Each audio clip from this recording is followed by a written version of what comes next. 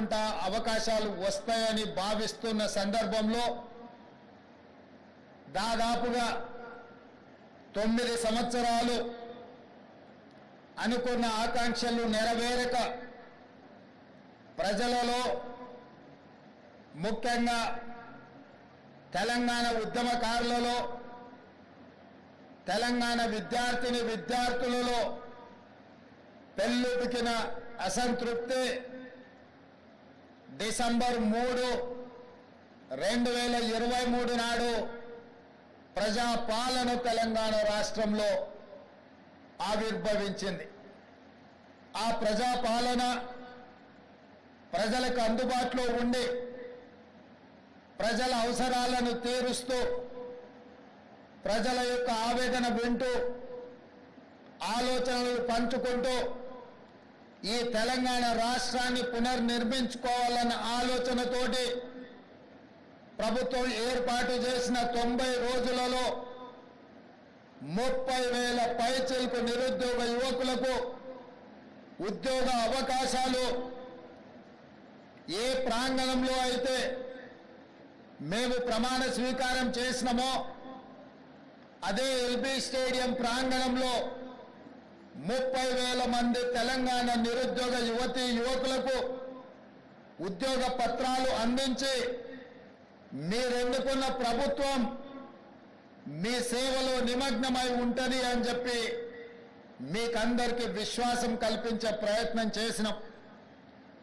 ఇదే కాదు, ఈ 30,000 ఉద్యోగ నియామకాల పత్రాలు అందించడమే కాకుండా గ్రూప్ 1 కావచ్చు, గ్రూప్ 2 కావచ్చు, గ్రూప్ 3 కావచ్చు, డిఎస్సి కావచ్చు, పారామెడికల్ సిబ్బంది కావచ్చు, ఇంకొక 35,000 ఉద్యోగ నోటిఫికేషన్లు ఇచ్చి ఈ సంవత్సరం పూర్తయ్యే లోపల వాళ్ళందరూ కూడా నిరుద్యోగ సమస్య తీర్చి ఉద్యోగ నియామక పత్రాలు ఇవ్వాలి అని ప్రజాపాలన మా ప్రభుత్వం తీవ్రంగా కృషి చేస్తుంది.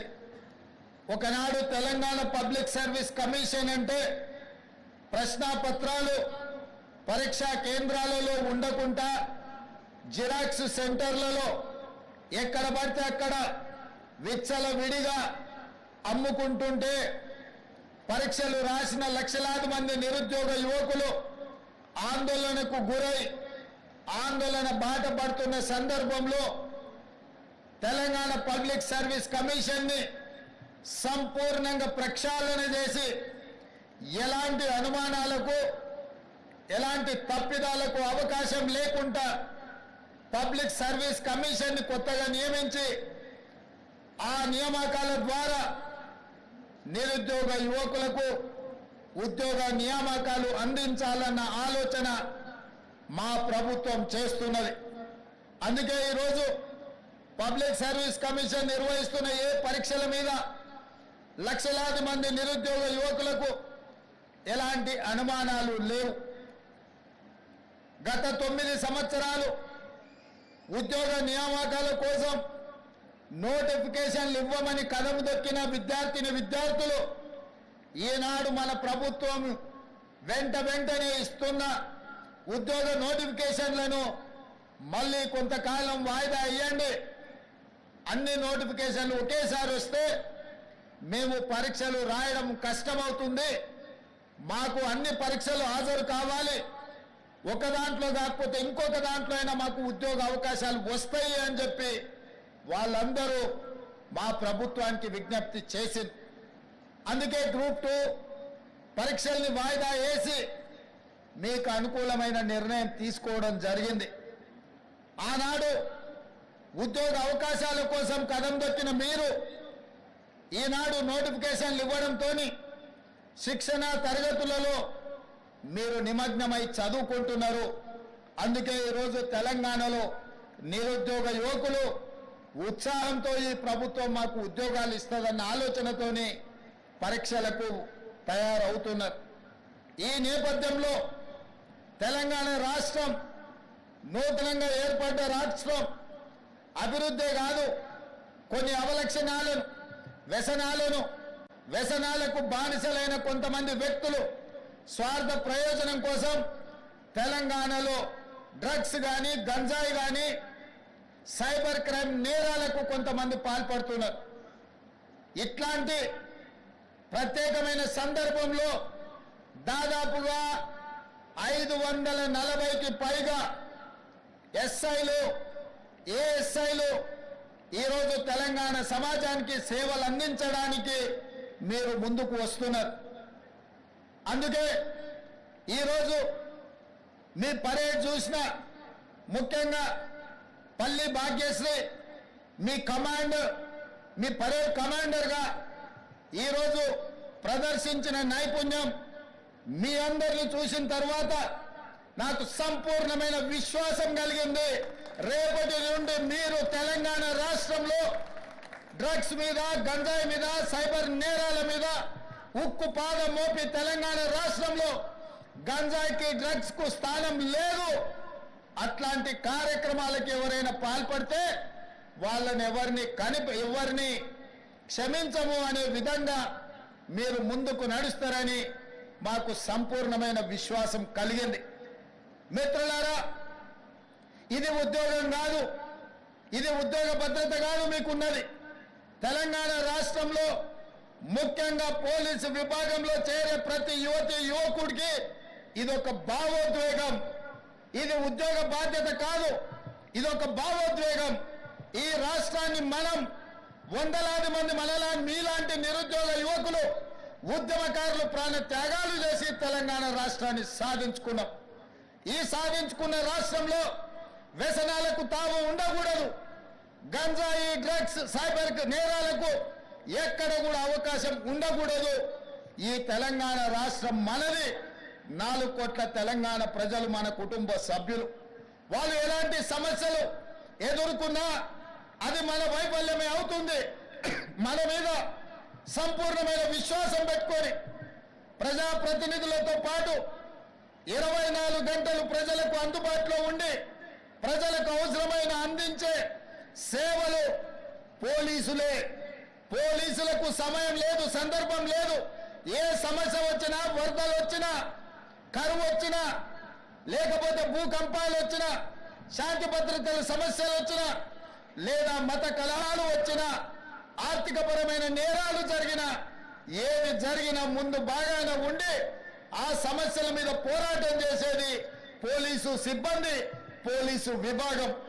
అందుకే నేను మీతో పంచుకున్నది ఇది ఉద్యోగం కాదు, ఇది ఒక భావోద్వేగం. ఈ భావోద్వేగమే ఈ తెలంగాణ రాష్ట్రాన్ని పునర్నిర్మించి భవిష్యత్ తరాలకు బంగారు బాటలేసే బాధ్యత మన అందరి మీద ఉన్నది. అందుకే ఈరోజు తెలంగాణ రాష్ట్రంలో ఒక పక్కన నిరుద్యోగ సమస్యను పరిష్కరిస్తూ ఇంకొక పక్కన విదేశీ పర్యటనలకు వెళ్లి జాతీయ అంతర్జాతీయ స్థాయిలో తెలంగాణ రాష్ట్రానికి వేలాది కోట్ల రూపాయల పెట్టుబడులు తీసుకొచ్చి పరిశ్రమలను స్థాపించి ఆ పరిశ్రమల ద్వారా లక్షలాది మంది నిరుద్యోగ యువకులకు ఉద్యోగ ఉపాధి అవకాశాలు కల్పించాలన్న ఆలోచన మన ప్రభుత్వం చేస్తున్నది. ఈరోజు ఉద్యోగాలే కాదు, నిరుద్యోగ సమస్యను పరిష్కరించడమే కాదు, ఈ సమాజంలో పెట్టుబడులు తీసుకురావడమే కాదు, రైతన్నలు నేతన్నలు పట్టణ అన్నం పెట్టేది రైతన్నలైతే ఆ రైతన్నలకు ఆత్మగౌరవంతో బ్రతకడానికి నేతన్నలు సహకరిస్తున్నారు. నేతన్నలతో పాటు గీతన్నలు ఈరోజు మన సమాజంలో ఉన్నారు. కుల వృత్తులు, చేతి వృత్తులను బలోపేతం చేస్తూ ఆ వృత్తులను ఆదుకుంటూ ఈనాడు తెలంగాణ రాష్ట్రంలో 8 నెలల్లోనే సరిగ్గా 27 రోజుల్లో 18,000 కోట్ల రూపాయలు రైతు రుణమాఫీ చేసి 22,22,687 మంది రైతుల ఖాతాలో 18,000 కోట్ల రూపాయలు వేసిన చరిత్ర ఈ దేశంలోనే మొట్టమొదటిది. తద్వారా మీరందరూ రైతుల బిడ్డలు, గ్రామీణ ప్రాంతం నుంచి వచ్చిన వాళ్ళు, వ్యవసాయ సమస్యలు, రైతుల యొక్క కష్టాలు తెలిసినోళ్ళు. నేను కూడా గ్రామీణ ప్రాంతాల నుంచి వ్యవసాయ కుటుంబం నుంచి వచ్చిన వాడినే. రైతు యొక్క కష్టాలు నాకు తెలుసు.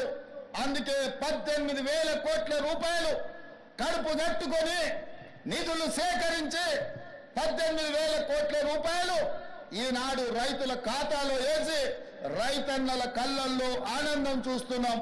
వ్యవసాయం దండగ కాదు, వ్యవసాయం పండుగని నిరూపించి ఈనాడు తెలంగాణ రాష్ట్రంలో రైతుల ఆత్మగౌరవంతో తలెత్తుకునే విధంగా రాష్ట్ర ప్రభుత్వం నిర్ణయాలు తీసుకుంటున్నది. ఇవాళ ఈ తెలంగాణ రాష్ట్రం పచ్చగా ఉండాలన్నా, పసిడి పంటలు పండాలన్నా ప్రాజెక్టులతో పాటు చెరువులను, కుంటలను కాపాడుకునే బాధ్యత మన మీద ఉన్నది. నిన్న మన మీరందరూ చదివి ఉండొచ్చు, చూసి ఉండొచ్చు.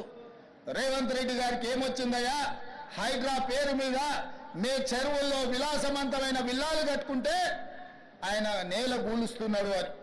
నేను ఒక్క మాట అడగదలుచుకునే వేదిక మీద నుంచి తెలంగాణ ప్రజల్ని, ముఖ్యంగా హైదరాబాద్ నగర వాసులని, 1908లో ఈ మహానగరం మీద వరదలు ఉప్పెనై కమ్మేస్తే వేలాది మంది ప్రాణాలు కోల్పోతే ఆనాటి నిజాం సర్కార్ మోక్షగుండం విశ్వేశ్వరయ్యను ఆర్కిటెక్ట్ గా నియమించి 100 కోట్ల రూపాయల నాడు ఖర్చు పెట్టి ఉస్మాన్ సాగర్, హిమాయత్ సాగర్ ను నిర్మించిండ్రు. అనంతగిరి కొండల నుంచి వచ్చే వరదల్ని నిలువరించిన నీళ్లను ఈ మహానగరానికి తాగునీటి వసతులుగా ఏర్పాటు చేసింది. ఒకనాడు ఎక్కడి నుంచి హైదరాబాద్ నగరానికి తాగునీళ్ళు వచ్చేది కాదు. ఉస్మాన్ సాగర్, హిమాయత్ సాగర్ నుంచే లక్షలాది మంది హైదరాబాద్ బిడ్డలకు తాగడానికి నీళ్లు ఇచ్చారు. హైదరాబాద్ దాహార్తిని తీర్చిన ప్రాజెక్టులు గండిపేట, హిమాయత్ సాగర్. ఇలాంటి ప్రాజెక్టుల చుట్టూత బాగా సంపాదించుకున్న వాళ్ళు, ఆగర్భ శ్రీమంతులు ఫామ్ హౌజులు కట్టుకున్నారు. వాళ్ళు ఫామ్ హౌజులు కట్టుకుంటే మనకు అభ్యంతరం లేదు, వాళ్ళు సంతోషంగా ఉండడమే మనకు కావాల్సింది. కానీ ఆ ఫామ్ హౌజులలో ఉన్న డ్రైనేజ్ కనెక్షన్ లేదు. వాళ్ళ డ్రైనేజ్ తీసుకొచ్చి గండిపేట నీళ్ళలో కలిపిండ్రు. వాళ్ళు వాడిన డ్రైనేజ్ నీళ్లు గండిపేట నీళ్ళలో కలిస్తే ఆ నీళ్లు తాగడానికి నగరానికి ఇస్తున్నాం. నేను అడుగుతున్న మిత్రులారా, ఇవాళ మీరు చెప్పండి, ఎవరో బలిసినోడు కట్టుకున్న ఫామ్ హౌస్ డ్రైనేజ్ నీళ్లు గండిపేట తాగు నీళ్ళలో కలుస్తుంటే ఆ నీళ్ళని నగర ప్రజలకు తాగడానికి ఇస్తే ముఖ్యమంత్రిగా నేను వైఫల్యం చెందినట్టు కాదా? ఒక్కసారి ఆలోచన చెయ్యండి. భవిష్యత్ తరాలకు అందించాల్సిన బాధ్యత చెరువులు, కుంటలు, నాలాలను ఎవడెవడో ఆక్రమించుకుంటే వాళ్ళ ఆక్రమణలో చెరబడితే ఇవాళ నగరం మీద ఉప్పెనై వరదలు వస్తున్నాయి. ఆ వరదలు ఎక్కడికి వెళ్తున్నాయి? బస్తీలో ఉన్న పేదోళ్ళ ఇళ్లకు పోతున్నాయి.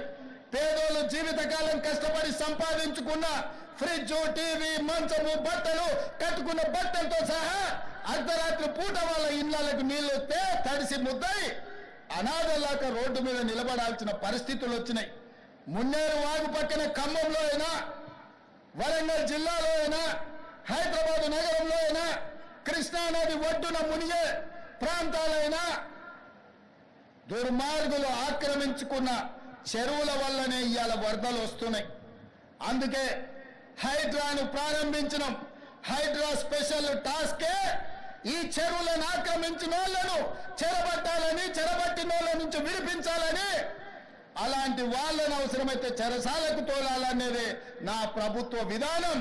అందులో ఎంత గొప్ప వ్యక్తులున్నా, ఎంత మహామహులున్నా వాళ్ళు చెరువులను వదలక తప్పదు.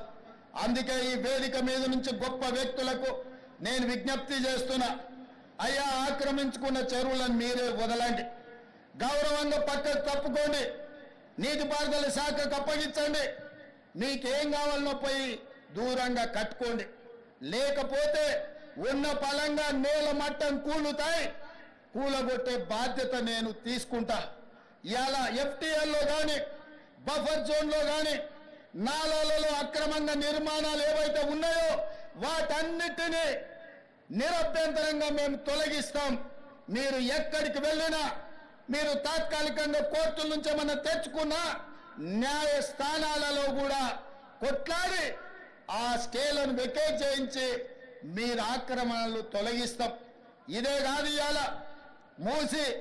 మూసి ఒకప్పుడు అనంతగిరి నుంచి వచ్చే కృష్ణానది జలాలకు ఒక ఆలవాలం. కానీ ఇవాళ కాలుష్యం అయిపోయింది. ఇవాళ మన బతుకులను చిందర వందర చేస్తున్నాయి. నల్గొండ జిల్లా రైతులు ఇవాళ ఏడుస్తున్నారు.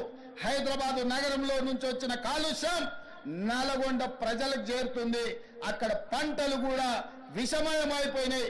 మా కోమటిరెడ్డి వెంకటరెడ్డి గారు పదే పదే నా దృష్టికి తీసుకొచ్చి నల్గొండకు వస్తున్న కాలుష్యాన్ని నియంత్రించండి, మూసీని ప్రక్షాళన చెయ్యండి అని. అందుకే కేంద్ర ప్రభుత్వ సహకారంతో మూసీ ఆక్రమణలు తొలగించి మూసీని ప్రక్షాళన చేసి ఒక అద్భుతమైన మూసీ రివర్ డెవలప్మెంట్ ఫ్రంట్ ను అభివృద్ధి చేసి పేదవాళ్ళకు అక్కడ వ్యాపారాలు చేసుకోవడానికి అవసరమైన అవకాశాలు కల్పిస్తాం. మరి ఇవాళ మూసీ పరివాహక ప్రాంతంలో పేదలు ఆక్రమించుకొని ఉన్నారు. జిల్లాల నుంచి వచ్చి ఇల్లు కట్టుకొని ఉన్నారు. రూపాయి కూడబెట్టి గుడిసెలేసుకొని బ్రతుకుతున్నారు. వాళ్ళ పట్ల మానవత్వంతో వ్యవహరిస్తుంది ప్రభుత్వం. మూసీ నాలలో ఉన్న శాశ్వత నివాసదారులు ఎవరైతే ఉన్నారో వాళ్ళందరికీ డబుల్ బెడ్రూమ్ ఇల్లు ఇచ్చే బాధ్యత ఈ రాష్ట్ర ప్రభుత్వం తీసుకుంటుంది. దాదాపుగా 11,000 మంది అక్కడ ఇల్లు ఉన్నాయి. ప్రతి వాడికి 11 కాదు, అవసరమైతే 12,000 మంది అయినా ప్రతి వాడికి డబుల్ బెడ్రూమ్ ఇల్లు ఇచ్చి వాళ్ళని ఆత్మగౌరవంతో బ్రతకటట్టు ఈ ప్రభుత్వం పునరావాసం కల్పిస్తుంది.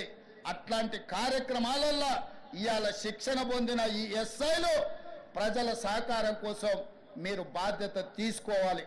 అదేవిధంగా ఎక్కడైతే ఆక్రమించుకున్నారో మూసీలు, ఎఫ్టీఏలు, బఫర్ జోన్ నాలాలో ఉన్న వాళ్ళు తొలగించండి. ప్రభుత్వ భూముల్లో లేకపోతే ప్రైవేట్ భూముల్లో అనుమతి లేకుండా కట్టుకున్న వాళ్లకు వాళ్ళని ఏదైనా రెగ్యులరైజ్ చేయడానికి స్కీమ్ ఉంది. కానీ ఎఫ్టీఎల్, బఫర్ జోన్ నాలాల వాటికి రెగ్యులరైజేషన్ స్కీమ్ లేదు. ఇవ్వాలి, కాకపోతే రేపైనా వాటిని తప్పకుండా తొలగిస్తాం. వాళ్ళ పట్ల కఠినంగా వ్యవహరిస్తాం. మీ అందరికీ నా విజ్ఞప్తి ఒక్కటే, రేపటి నుండి ప్రజల దగ్గరికి వెళ్తున్నారు. తెలంగాణ ప్రజలకు విశ్వాసం, నమ్మకం కలిగించండి.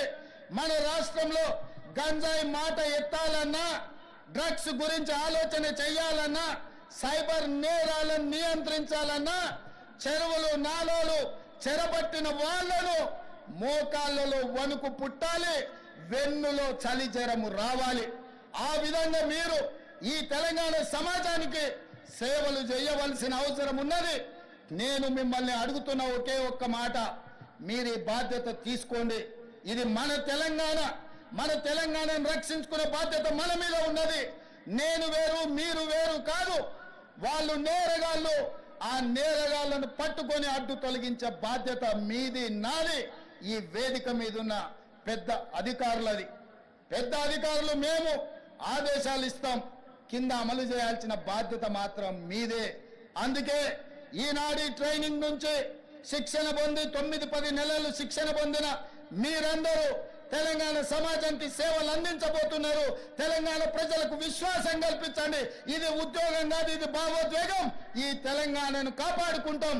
ఈ తెలంగాణను కాపాడడానికే మేము ఈ కాకి డ్రెస్సును ధరించినమని వాళ్ళకు విశ్వాసం కల్పించండి.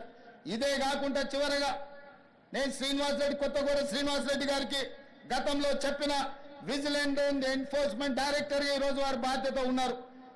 ఎట్లయితే సైన్యంలో పనిచేసే సైనికులకు సైనిక్ స్కూల్ ఉందో, తెలంగాణ రాష్ట్రంలో పోలీస్ డిపార్ట్మెంట్ లో పనిచేస్తున్న హోంగార్డు నుంచి డీజీపీ వరకు సైనికులకు ఎట్లయితే సైనిక్ స్కూల్ ఉందో, పోలీసులకు కూడా ప్రత్యేకంగా ఒక రెసిడెన్షియల్ పోలీస్ స్కూల్ మొదలుపెట్టి 50 ఎకరాలల్లా అద్భుతంగా ఈ దేశంలోనే అత్యంత నాణ్యమైన విద్యను అందించే బాధ్యత తెలంగాణ రాష్ట్ర ప్రభుత్వం తీసుకుంటుంది. ఒకటి హైదరాబాద్ లో ఈ పక్కనే గ్రేహాండ్స్ ఉన్నది. నిన్న మన భూ కబ్జాదారులు 150 ఎకరాలు ఆక్రమించుకోవాలని ఆలోచన చేసిండ్రు. అందులో 50 ఎకరాల స్థలాన్ని ఇక్కడ, రెండవ స్కూల్ వరంగల్లో 50 ఎకరాలు కేటాయించి మీ అందరికీ 6th క్లాస్ నుంచి పీజీ వరకు డాక్టర్లు, ఇంజనీర్లు కూడా చదువుకోవడానికి పోలీసుల పిల్లల కోసం 100% ఉచిత విద్యను అందించడానికి మా ప్రభుత్వం కట్టుబడి ఉన్నది. పోలీసు కుటుంబం నుంచి వచ్చిన నేను పోలీసుల బాధలు తెలుసు. వాళ్ళ పిల్లల విద్య విషయంలో నాకు సంపూర్ణమైన అవగాహన ఉన్నది. అందుకే ఈనాడు వేదిక మీద నుంచి డీజీపీ గారికి నేను ఆదేశాలు ఇస్తున్నా. ఈ కార్యక్రమం తర్వాత శ్రీనివాస్ రెడ్డి గారిని పిలిచి మాట్లాడి పోలీస్ స్కూల్ ఏర్పాటు చేయడానికి అవసరమైన ఫైల్ ప్రిపేర్ చేయండి. 50 ఎకరాల స్థలాన్ని కేటాయించడానికి అవసరమైన చర్యలన్నీ తీసుకోండి. రాబోయే 2 ఏళ్లలో ఇక్కడ పోలీస్ స్కూల్ ఉండాలి. హోంగార్డు నుంచి డీజీపీ వరకు ఏ హోదా అయినా మీ పిల్లలు చదువుకోవాలంటే అందరూ ఒకే దగ్గర చదువుకోవాలి, ఒకే దగ్గర ఉండాలి, ఒకే దగ్గర తినాలి, ఒకే దగ్గర పడుకోవాలి. అప్పుడే ఈ అంతరాలు తగ్గుతాయి. మీ పిల్లలు సుశిక్షితులైన భారతీయులుగా మారుతారు. అందుకే మిత్రులారా, పోలీసుల యోగక్షేమాలు, పోలీసుల యొక్క సమస్యల్ని తీర్చే బాధ్యత నాది. మీరు నిశ్చింతగా ఉండండి. డిపార్ట్మెంట్లో ఉన్న ప్రతి సమస్యను ఒక్కొక్కటిగా పరిష్కరించి మీకు ఒక మంచి గౌరవాన్ని పెంచే విధంగా, మీ సమస్యల్ని పరిష్కరించే విధంగా ఈ ప్రభుత్వం పనిచేస్తుంది. మీరు తెలంగాణ సమాజానికి నాణ్యమైన సేవలు అందించండి. పోలీసు గౌరవాన్ని పెంచండి. పోలీస్ అంటే సమాజంలో చేతులెత్తి నమస్కరించే విధంగా మన వ్యవహార శైలి ఉండాలి, మన నిర్ణయాలు ఉండాలి. మధ్యలో అక్కడక్కడ టీవీలలో సినిమాలలో చెప్తుంటారు ఫ్రెండ్లీ పోలీసింగ్ ఉండాలని. నేను కూడా ఒప్పుకుంటా ఫ్రెండ్లీ పోలీసింగ్ ఉండాలని. ఫ్రెండ్లీ పోలీసింగ్ ఎవరితోని? క్రిమినల్స్తో ఫ్రెండ్లీ పోలీసింగ్ కాదు. బాధితులతోని, సమస్యల మీద కష్టాలలో కన్నీళ్లతో పోలీస్ స్టేషన్లకు వచ్చిన వాళ్ళతోని ఫ్రెండ్లీ పోలీసింగ్ ఉండాలి తప్ప క్రిమినల్స్ తోని కాదు. క్రిమినల్స్ పట్ల కఠినంగా వ్యవహరించండి, బాధితుల పట్ల కారుణ్యంతో వ్యవహరించండి. కాస్మెటిక్ పోలీసింగ్ కాదు, కాంక్రీట్ పోలీసింగ్ ని చేయండి. కాస్మెటిక్ పోలీసింగ్ తోని సమస్యలు పరిష్కారం కావు. కాంక్రీట్ పోలీసింగ్ చేయండి. శాంతి భద్రతలను కాపాడండి. శాంతి భద్రతలు ఉన్నప్పుడే ఈ రాష్ట్రంలో పెట్టుబడులు వస్తాయి. పెట్టుబడులు వస్తేనే నిరుద్యోగ యువతి యువకులకు ఉద్యోగ ఉపాధి అవకాశాలు వస్తాయి. తెలంగాణ రాష్ట్రమే ఈ దేశానికి ఒక మోడల్గా కావాలి.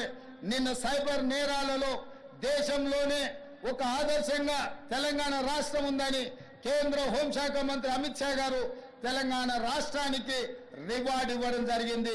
ఆ శాఖను కూడా మనస్ఫూర్తిగా అభినందిస్తూ ఇంత మంచి కార్యక్రమాన్ని ఏర్పాటు చేసి ఇందులో మిమ్మల్ని అందరినీ కలుసుకొని రేపటి భవిష్యత్తు గురించి చర్చించుకోవడానికి అవకాశం కల్పించిన ప్రతి ఒక్క సిబ్బందికి, ఈ కార్యక్రమంలో పాల్గొన్న ప్రజాప్రతినిధులు, స్థానిక ఎంపీ విశ్వేశ్వరరెడ్డి గారు, ఎమ్మెల్సీ మహేందర్ రెడ్డి గారు, అదేవిధంగా స్థానిక ఎమ్మెల్యే ప్రకాష్ గౌడ్ గారు, అదేవిధంగా డీజీపీ గారు, ఇతర ప్రజాప్రతినిధులు, ఈ రోజు పాసింగ్ అవుట్ పరేడ్ చేస్తున్న ఈ సిబ్బంది యొక్క తల్లిదండ్రులు, వాళ్ళ కుటుంబ సభ్యులు వచ్చిండ్రు, వాళ్ళందరికీ మనస్ఫూర్తిగా శుభాకాంక్షలు తెలియజేస్తూ మీ అందరి దగ్గర సెలవు తీసుకుంటున్న మిత్రులారా, ధన్యవాదాలు.